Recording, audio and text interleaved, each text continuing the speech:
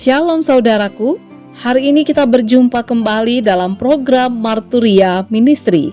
Kita mengucap syukur untuk sebuah kehidupan yang Tuhan perkenankan menjadi bagian dalam diri kita, dalam sebuah kesempatan untuk berkarya, bahkan menikmati cinta kasih Tuhan, dan juga menyatakan cinta kasih-Nya dalam kehidupan sesama.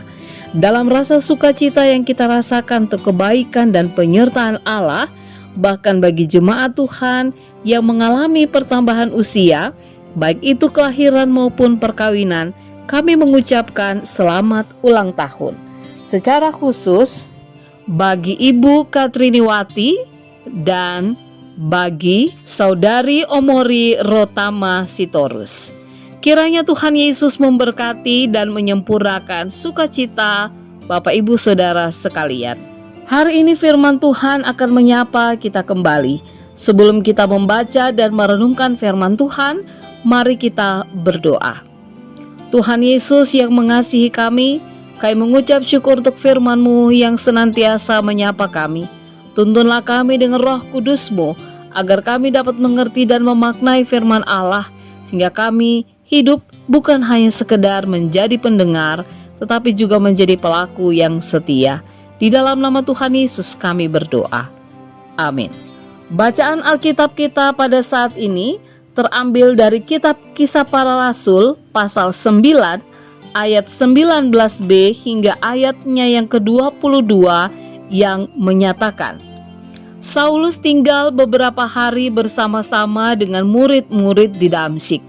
Ketika itu juga ia memberitakan Yesus di rumah-rumah ibadat dan mengatakan bahwa Yesus adalah anak Allah. Semua orang yang mendengar hal itu heran dan berkata, bukankah dia ini yang di Yerusalem mau membinasakan barang siapa yang memanggil nama Yesus ini? Dan bukankah ia datang ke sini dengan maksud untuk menangkap dan membawa mereka ke hadapan imam-imam kepala? Akan tetapi Saulus semakin besar pengaruhnya dan ia membingungkan orang-orang Yahudi yang tinggal di Damsyik, karena ia membuktikan bahwa Yesus adalah Mesias. Demikianlah pembacaan Alkitab.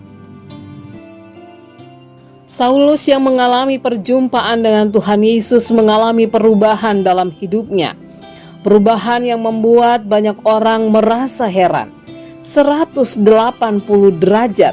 Dari orang yang dulunya membinasakan barang siapa yang memanggil nama Yesus, tiba-tiba menjadi pribadi yang membuktikan bahwa Yesus adalah Mesias, anak Allah. Pertobatan dan perjumpaan dengan Yesus membuat Saulus berani bersaksi tentang imannya.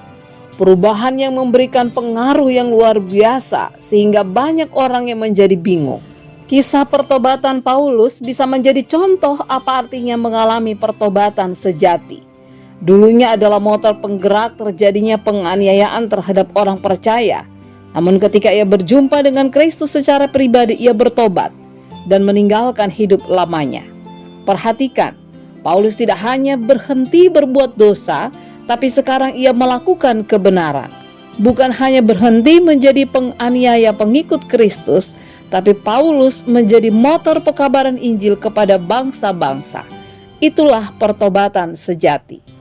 Bertobat bukan hanya sekedar meninggalkan dosa saja, tapi juga harus berbalik dengan melakukan kebenaran. Apa yang terjadi jika hanya meninggalkan dosa namun tidak melakukan apa-apa? Kita bisa jadi tomat.